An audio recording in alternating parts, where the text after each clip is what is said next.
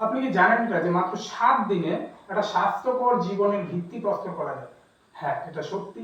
এই জন্য কোনো ওষুধ না, কোনো স্পেশাল কঠিন ডায়েট না, শুধুমাত্র 7টি অভ্যাস যা এখন আমি আপনাদের দিচ্ছি, এই 7টি অভ্যাসকে আপনি ফলো করুন। দৈনন্দিন জীবনে বেটার থেকে বেটার রেজাল্ট আপনি অবশ্যই পাবেন। তো সেই অভ্যাসগুলোর মধ্যে প্রথম অভ্যাস, সারাদিনে পর্যাপ্ত পরিমাণ জল পান করুন। দেখুন, সারাদিনের জল পান আমাদের কি করে? আমাদের শরীরের প্রত্যেকটা কোষকে সতেজ রাখে, তার সঙ্গে আমাদের এনার্জি লেভেলকে নেক্সট লেভেলে রাখে। সব থেকে বড় গল্প, আমাদের যে বিপাক ক্রিয়া হয় পেটের ভিতরে, যদি আপনার জল পান সঠিক থাকে, এই বিপাক ক্রিয়া সব থেকে ভালো হয়। নম্বর 2, আপনি কি করবেন? প্রতিদিন নিয়ম করে মাত্র 30 মিনিট হাঁটুন। এই 30 মিনিটের হাঁটা আপনার হৃদযন্ত্রকে খুব ভালো রাখবে। এর সঙ্গে আপনার যে মানসিক চাপ থাকে সেটা অনেক লেভেলেই কমে যায়। আর শরীর স্বাস্থ্য, ওজন, এই জন্য কিন্তু হাঁটা খুব ভালো কাজ করে। ডায়াবেটিস রোগীদের জন্য ডেইলি যদি 30 মিনিট সম্ভব হয়, তার শরীরের জন্য খুবই উন্নতি হয়। নম্বর 3, আপনি কি করবেন?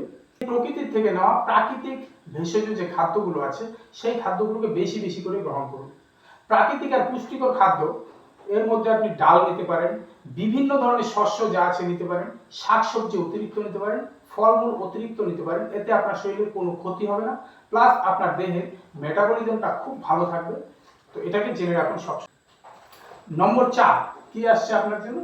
ডেইলি 7 থেকে 8 ঘন্টার একটা পর্যাপ্ত ঘুম কিন্তু চাই। ঘুম যদি আপনার সঠিক না হয়, তাহলে পরদিন সকালে উঠে এই শরীর ঠিকমতো কাজ করতে চায় না। তাই ঘুমটাকে আপনি যদি সঠিক রাখতে পারেন, তবে কি হবে? আপনার মানসিক চাপ, মনের মেধাটা, কোনো কিছু মনে রাখার যে এনার্জি লেভেল, সেটা নেক্সট লেভেলের হবে। ঘুম যদি ঠিক হয়, আপনার শরীরের ভিতরে প্রত্যেকটা কোষ কলা নিজেকে সতেজ করতে পারে, নিজেকে আবার পুনরায় ফিরিয়ে আনতে পারে। তো এরপর আপনারা কি করবেন? নাম্বার 5, আমাদের যে মানসিক চাপ আছে এটাকে কমাতে হবে। মানসিক চাপ যদি আপনি কমাতে না পারেন, আপনার এই শরীর কিন্তু কোনো দিন কোনোভাবে কোনো ডাক্তার দ্বারা এই শরীরকে ঠিক রাখা কোনো দিনও সম্ভব নয়। এটাকে জেনে রাখুন, মানসিক চাপকে কমাতে হবে। কমানোর রাস্তা কি আছে? ডেইলি সকালে ঘুম থেকে ওঠার পর নাভি পর্যন্ত নিঃশ্বাস নিন, মুখ দিয়ে নিঃশ্বাসকে ছাড়ুন। এর সঙ্গে কি করুন? একটু ধ্যান করুন, একটু প্রার্থনা রাখুন ভগবানের জন্য। এই সময়টুকু অন্তত নিজের জন্য দিন।